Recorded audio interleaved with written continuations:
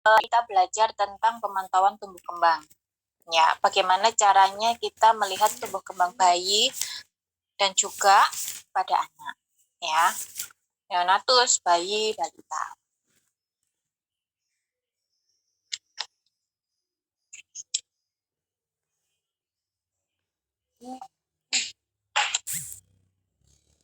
Nah, bagaimana caranya kita tahu bayi itu, balita itu dia tinggi badannya, berat badannya, lingkar kepalanya semua normal dari mana? Harus dicek atau screening. Ya, cek screening yang sederhana yaitu dengan cara cek pertumbuhan, yaitu ukur tinggi badan dan juga berat badan serta lingkar kepala. Kemudian cara kedua bisa kita lakukan dengan screening test. Nah, biasanya itu kita menggunakan les. Ada lesnya namanya itu KPSP dan juga DDST. Nanti kita akan belajar selanjutnya ya. Nanti praktek juga nulisnya gimana. Tumbuh kembang anak ya, cirinya yang namanya tumbuh dan kembang itu beda ya, Dek ya. Dua hal yang berbeda tapi dua-duanya itu saling berhubungan. Jadi harus seimbang. Kalau dia tumbuh berarti juga harus berkembang. Ya, harus beriringan. Nah, bedanya apa tumbuh dan kembang? Nah, kalau si anak ya, neonatus, anak balita usia sekolah sampai pada 19 tahun, itu dia masih bisa tumbuh optimal. Dia bisa dibilang masa pertumbuhan. Ya. Kalau sudah 22, 23 ya, itu sudah sedikit melambat. Nah, jadi anak-anak itu dalam usia pertumbuhan memang dia akan selalu tumbuh dan berkembang, makanya yang namanya tinggi badan, berat badan itu masih bisa bertambah. Kalau saya ya, usia saya itu bisanya berkembang, berat badannya doang. Kalau nambah tingginya udah nggak bisa. Kalau makin gemuk bisa, ya. Tapi kalau makin tinggi udah nggak bisa dah kalau seusia ibu-ibu dosen ya. Soalnya bukan masa pertumbuhan. Makanya kalau udah ngejar pertumbuhan udah nggak bisa, udah telat dah ya. Nah, kemudian pada tumbuh kembang anak ini memiliki Undang-Undang Perlindungan Anak nomor 23 tahun 2002. Jadi kita itu berhak ya, Dek ya. Berhak memperjuangkan yang namanya tumbuh kembang anak. Makanya sekarang itu anak sangat-sangat dilindungi, termasuk dari segi psikis dan juga dari segi fisiknya. Ya, kalau fisik ya tumbuh kembangnya itu sekolah. Sekarang juga sudah ada apa namanya, Dek? Ada playgroup ya. Sekolah dini sudah mulai usia 2 tahun. 2 tahun sudah ada sekolahnya. Kemudian ada perlindungan anak juga. Ini juga diatur dalam pasal 4. Tuh, anak berhak hidup, tumbuh, berkembang, dan berpartisipasi secara wajar. Jadi nggak boleh kita yang namanya memperkerjakan anak di bawah umur itu mesti kena Undang-Undang Perlindungan Anak pasal 4 ini. Ya, jadi kalau ada anak-anak yang disuruh bekerja, itu orang tua bisa kena. Nah, makanya hati-hati. Kemudian, nah ini kriteria-kriteria nama-nama ya, nama-nama sesuai dengan usianya. Atau biasa kita bilang itu rentang pediatrik. Neonatus itu bayi baru lahir sampai 28 hari atau kurang dari 4 minggu, seperti yang saya jelaskan kemarin. Kalau bayi, itu dia kurang dari 1 tahun. Kalau toddler ya, dia 1 sampai 2 tahun atau biasa disebut kita sebutnya itu batita ya. Nah, kalau prasekolah itu masa kanak-kanak. Dia playgroup umur 3 tahun. Ya, sampai 5 tahun. Usia sekolah berarti sudah masuk kelas 1 SD. Ya, sampai remaja. Nah, nanti remaja itu ada remaja awal, ada remaja akhir juga sama. Nah, Nih, pertumbuhan cirinya yaitu pertambahan ukuran tubuh, contohnya tinggi badan, berat badan, lingkar kepala, lingkar dada.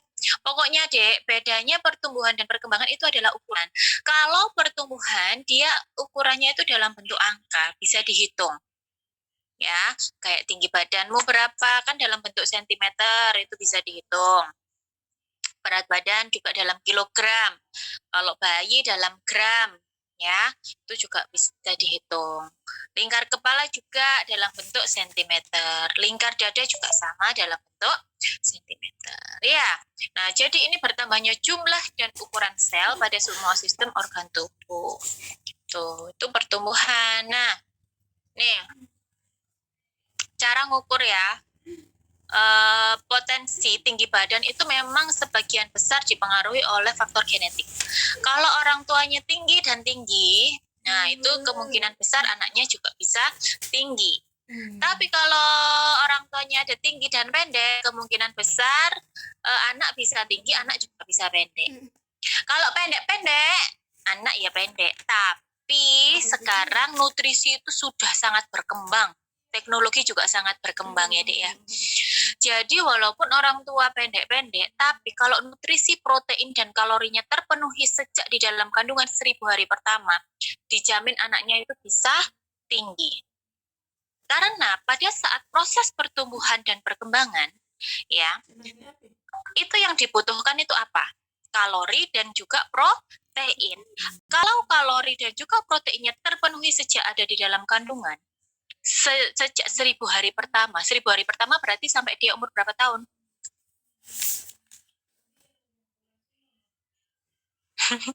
Dicari itu di internet banyak itu bahas tentang stunting ya. 1000 hari pertama itu nutrisi harus benar-benar dipenuhi, yaitu mulai dari sejak dalam kandungan sampai anak usia sekian tahun ya. Nah, di situ kalori itu dalam bentuk apa, Dek? Misal karbohidrat, dia makan nasi ya boleh, dia jagung, kentang, ya, ubi-ubian itu juga boleh. Protein apa? Proteinnya itu hewani ya. Nah, protein hewani itu bisa dari ikan. Yang paling bagus itu adalah protein ikan ya Dek ya. Yang paling bagus walaupun daging itu harganya mahal, tapi ternyata setelah dilakukan penelitian, nah ternyata protein hewani pada ikan itu jauh lebih bagus dan jauh lebih berkembang. Kalian enak tuh di daerah kalian NTT, NTB, itu ikan banyak ya kan? Ikan di sana segar-segar. Ya seafood itu makanya kalau dalam masa apa orang hamil dan anak-anak itu memang lebih baik itu makan makanan ikan. Kok makan makanan ikan? makan ikan, kok makan makanan ikan? Jangan makan makanannya ikan ya, nanti keracunan. Salah. Ya, jadi makan ikan. Ya, betul. Ada 6 ikan yang benar-benar direkomendasikan oleh para dokter SPOG konsultan itu untuk pertumbuhan pada janin ya Dek ya, itu yang bagus. Yang pertama adalah ikan kutuk, yang kedua adalah ikan kembung, yang ketiga adalah telur puyuh, yang keempat adalah apa ya kemarin ya, lele, yang kelima itu ikan patin, yang keenam adalah bandeng. Itu urutan 6 ikan protein tertinggi. Jadi ya mungkin Bu, kan salmon juga tinggi proteinnya. Oke, ya, tapi salmon kan tidak bisa di samaratakan. Kamu kalau tinggal di desa terus ibunya kamu suruh belanja salmon gitu. Nah, satu potong sekotak gini loh dia harganya 50.000. Yo, nah kan kasihan. Tapi saya juga pernah baca jurnal kemarin waktu penelitian S2. Jadi di situ protein atau omega yang ada di salmon dan juga di bandeng itu ternyata jauh lebih tinggi yang ada di bandeng. Itu. Makanya kemarin memang anak saya waktu MPASI dulu ya, waktu 6 bulan dulu itu memang nggak pernah telas salmon. Terus setelah saya baca, oh ternyata bandeng lebih tinggi. Akhirnya ya lebih prefer ke bandeng, walaupun ya di mix ya tetap ya. Jadi supaya tidak bosan, anak itu bisa di mix atau diganti-ganti, mungkin minggu ini bandeng, mungkin besok juga salmon, boleh kalau ada rezeki. Tapi 6 ikan itu yang memang yang selalu digembor-gembor oleh Pogi ya. Pogi itu apa ya, Persatuan Obgyn, Dokter Obgyn ya, dan Ginekologi Indonesia. Itu yang ikan yang paling bagus itu ya. Nah, itu tadi tinggi badan. Kalau berat badan itu dipengaruhi apa? Lagi-lagi gen.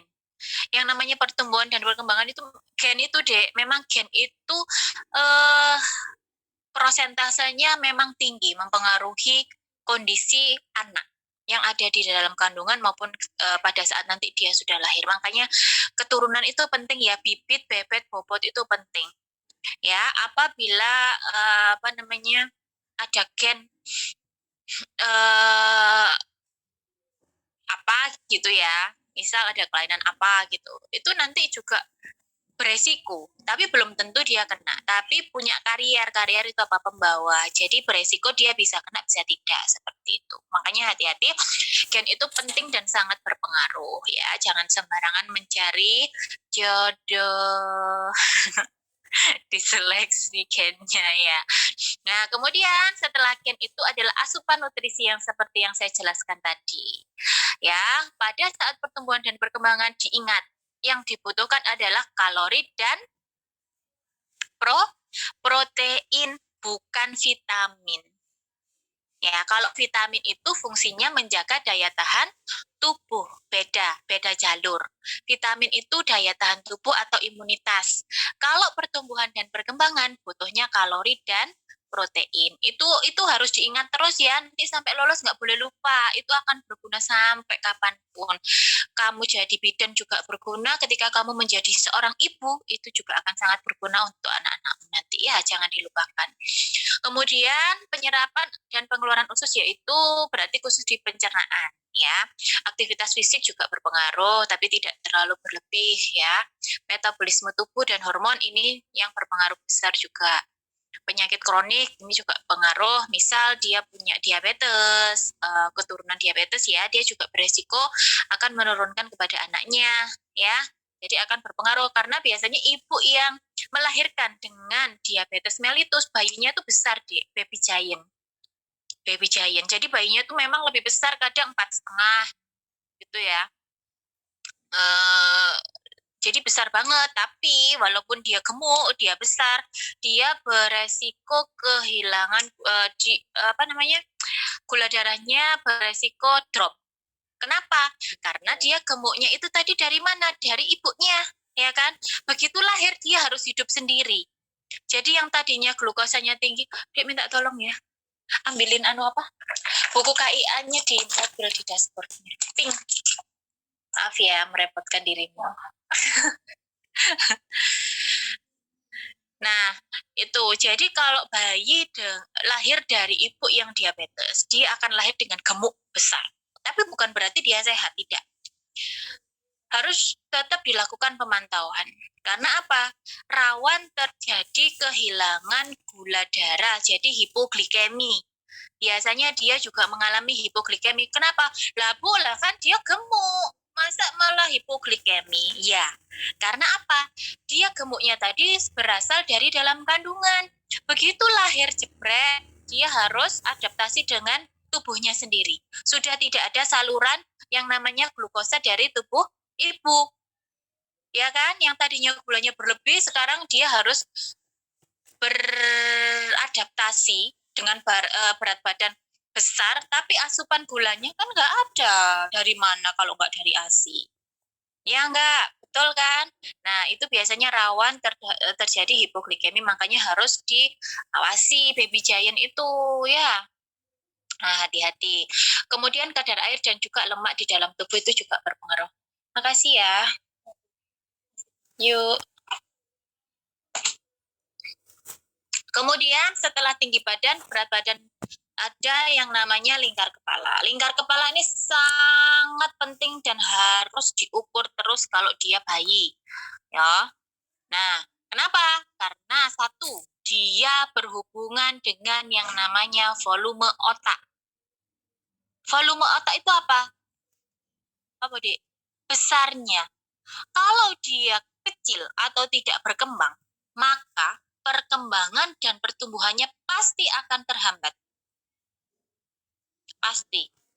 Otak itu pusat sumber. Jadi kalau otaknya nggak berkembang ya sudah, berarti ngefek ke yang lainnya. Nah, kemudian kita cek pada lingkar kepala. Lebih besar apa lebih kecil?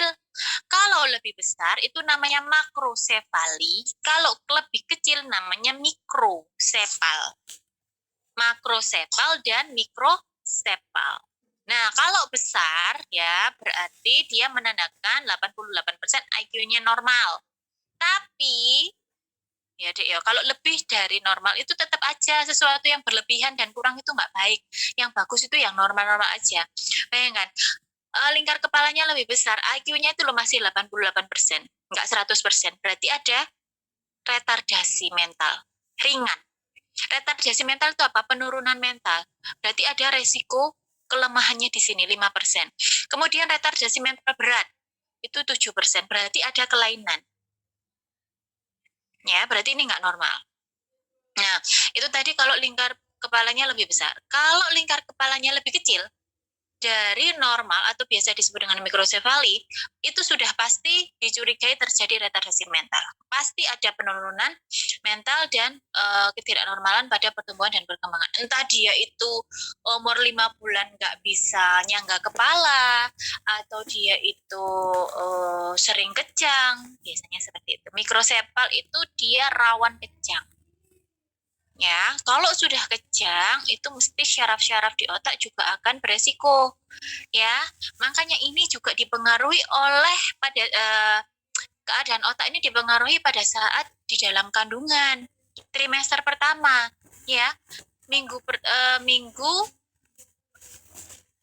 4, 12 sama kok 12? 4, 8, ya 4, 8, 12. Itu masa-masa trimester pertama, masa-masa pembentukan selubung syaraf, selubung otak, cairan cerebrospinal, dan lain sebagainya. Makanya dalam 3 bulan pertama itu jangan makan macam-macam, perbanyak kalori, perbanyak protein, kemudian asam folat. Asam folat harus tinggi. Ya, Dek ya. Kalian nanti kalau menikah mau punya anak, Dek nanti kalau mati gabung lagi ya. Kalau mati gabung lagi ya. Iya, Bu. Apa kalian mau ada kuliah ini habis ini? Ada kuliah ya? Siapa? Jamnya Ibu. Bu. Oh iya, jam berapa Bu Kotimna? Jam 9. Oh iya, saya juga ngajar ya jam 9.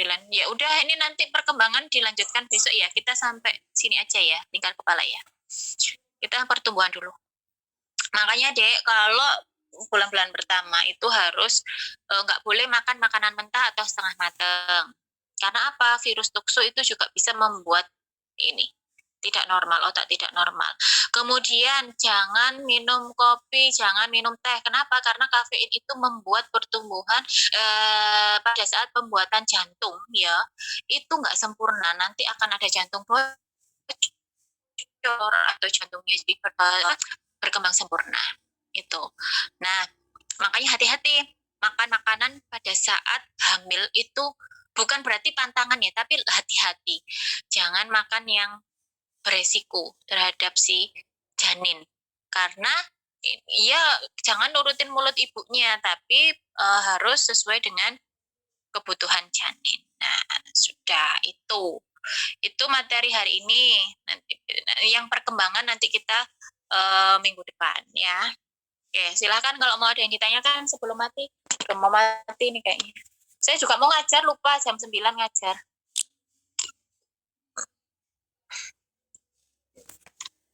Silakan Dek, kalau mau ada yang ditanyakan Dek.